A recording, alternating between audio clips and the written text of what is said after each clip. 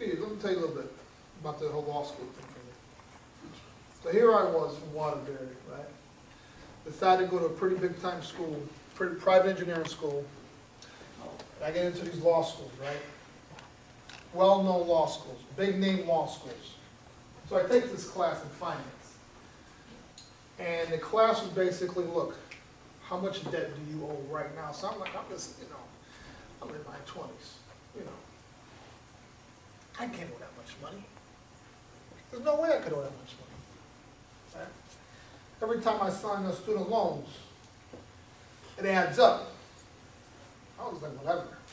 I'm gonna get out, I'm gonna be a superstar. What do you call it these days? Rock star, know what they call it these days? Right? What do they call it? A flossing star? What do they call it? When you're famous. Famous. Fabulous, is that what it's called? I don't know. I don't know this stuff. I don't know this stuff. But I said, yeah, I'm gonna be a Michael Jordan, right? Is that what you said? I'm gonna be a superstar. But reality set in. I looked at all the money I owed, right? $73,000 is what I owed when I graduated from school. $73,000, right? We're not talking pesos, we're talking US dollars. We're talking a lot of money, right? So the thing is, I took this class, but I got into these big name law schools. Like here I am, I grew up on welfare, this and that, and I'm going to boom, boom, all these big time top law schools. They're sending me letters, all kinds of stuff. So I had this one professor, he said, look, I'm going to tell you right now. If I were you, I'd work and pay that debt off and not go to a law school until you get a full scholarship. So I'm like, well, I'm thinking, man, I'm going to be old, da-da-da-da-da. It was the hardest decision, or one of the hardest decisions I've ever made, but the best decision. Because by the age of 30, I was debt-free and had a pretty nice portfolio, investment portfolio, and then I went to law school. Now maybe one day I'll be able to say again I'm debt-free, but that's another story. But the point is, I didn't give up, right?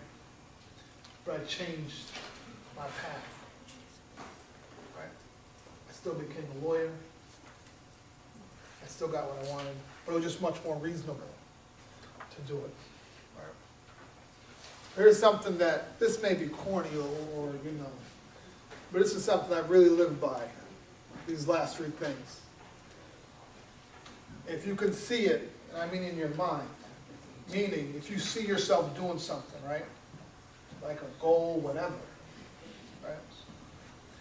You gotta believe it in your heart. You gotta say, look, I can really do this. And again, in your mind, in your heart, meaning you ain't gotta tell anybody, right? In order to achieve it in reality. And that's when folks will know what you've done and what you haven't done. Right? Make sense? No excuses? No excuses. No excuses? No excuses. So here's a little summary. Always ask questions, right? It begins and ends with yourself.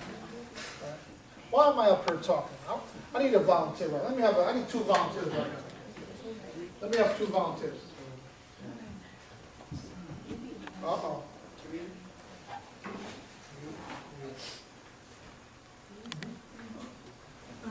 Come on up. Come on up. Now we have two columns.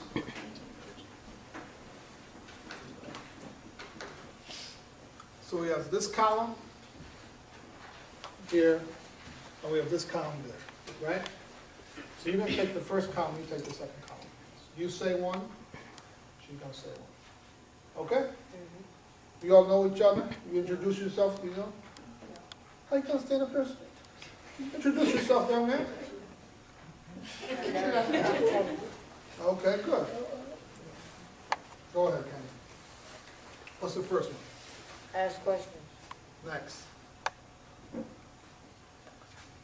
Your turn. It begins and ends with you. Next. Be persistent.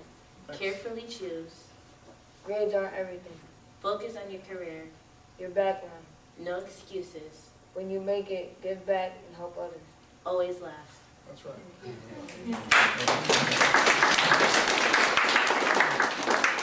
So let me kind of tell you why I'm here, right? Like I said, I live in Atlanta, Georgia, right? I work for a major company, and I'm on this assignment up here in Fairfield. I left Waterbury like 1992, so it's a long time. You guys probably weren't even born then, right? I'm an old guy. So I used to do this internship, right? At the time when I was an intern, I used to ride a city bus, right? I used to ride a city bus with someone sitting right over there, right? That's Jorge.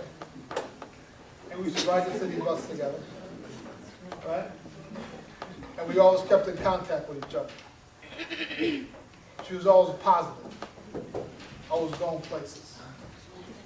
And that's the power of being with good friends. So when I knew I was coming back, you know, she said, well, I have this program. I said, Adele, I will clear my schedule to be here. I do a lot of community service stuff. I'm on the board of United Way, do stuff with big brothers, big sisters, any place I live. It's very important to me. For me to speak in front of you right here, Waterbury, the place where I grew up, means a lot to me. That means I can give back. Now, I give back all over the place, but it's particular importance to give back here. So I want to thank you all for listening to me. I think some of you guys listen to me. I don't know about that. But I want to thank you all for listening to me.